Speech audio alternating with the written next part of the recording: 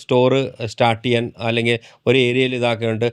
എന്തിനും ഏതിനും ഞാൻ ഇങ്ങനെ വിളിച്ചിട്ട് അതങ്ങനെ ചെയ്യണ്ട, ഇതിങ്ങനെ ചെയ്യണ്ട എന്ന് പറഞ്ഞാൽ നിങ്ങൾ 2 ദിവസം കഴിയുമ്പോൾ തന്നെ നിങ്ങൾക്ക് മനസ്സ് കൊടുക്കും. കാരണം പിന്നെ എൻ്റെ ജോബ് എന്താണ്? ഞാൻ പറഞ്ഞ ഒരു ഫെസിലിറ്റേറ്റർ പോലെ പറയുമ്പോൾ ആ കടയിൽ പോയി മേടിക്കാൻ വേണ്ടിയല്ലല്ലോ ആള്.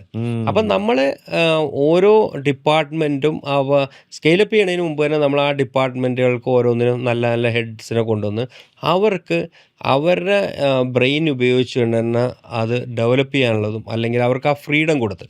അപ്പോൾ അതാണ് ശരിക്കും പറഞ്ഞാൽ അപ്പോൾ എന്താ വെച്ചാൽ അപ്പോൾ നമ്മളുമായിട്ട് അവർ ഒരേ വേവ് ലെങ്ത്തിലാവാൻ തുടങ്ങി. മനസ്സിലായി. അപ്പോൾ നമ്മുടെ സ്റ്റൈൽ എന്താണെന്ന് അവർ മനസ്സിലാക്കുന്നു. അവർക്ക് അതിന് അപ്പോൾ ഒരേ വേവ് ലെങ്ത്തിൽ വച്ചുന്ന പല ബ്രെയിൻസ് വരുമ്പോഴേ നമുക്ക് ഇതിനെ ഒരു നെക്സ്റ്റ് ലെവലിലോട്ട് ഇത് ചെയ്യാൻ എടുത്ത് പറ്റുള്ളൂ. വെക്കാൻ അവിടെ പറ്റും. നമ്മളിങ്ങനെ ടെൻഷൻ, അവൻ പറ്റിക്കുമോ അല്ലെങ്കിൽ ഇവൻ പറ്റിക്കുമോ, ഇവനെ ഏൽപ്പിച്ച ഇവൻ കൊണ്ടുപോകുമോ, ആ ഒരു ആദ്യം ടെൻഷനും വന്നാൽ നമ്മുടെ ഉറക്കവും പോവും. അങ്ങനെയുള്ളവർ ഇതിലോട്ട് ആ ഒരു പറയുമ്പോൾ സ്വന്തം ഒരു കടയുണ്ടോ ആ കടയായിട്ട് ഇരിക്കുമോ, അത് എത്ര കാലം ഓടുന്നോ അതുവരെ ഓടിക്കുമോ, അത് കഴിഞ്ഞിട്ട് മക്കൾ വല്ല ഇൻട്രസ്റ്റ് ഉണ്ടെങ്കിൽ പിടിച്ചുകൊണ്ട് നിർത്തുമോ, മാറിക്കൊടുക്കുമോ, ഇല്ലേ നടന്നില്ല അത് വെച്ച് പൂട്ടിയിട്ട് ഇറങ്ങി കൊടുക്കുകയോ പോവോ, ഇല്ല ഇതിനെ ഒരു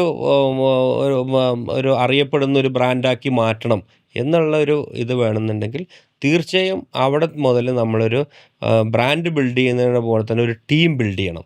പിന്നെ നമ്മൾ ഇൻവെസ്റ്റ് ചെയ്യേണ്ടത് ടീമിലാണ്. മനസ്സിലായി. പിന്നെ നമ്മുടെ ഫോക്കസ് എന്ന് പറഞ്ഞാൽ നമ്മൾ ഈ ബിസിനസ്സിനെ പറ്റി പഠിച്ചു. ഓക്കെ. അപ്പം നമ്മുടെ ധൈര്യം എന്താ,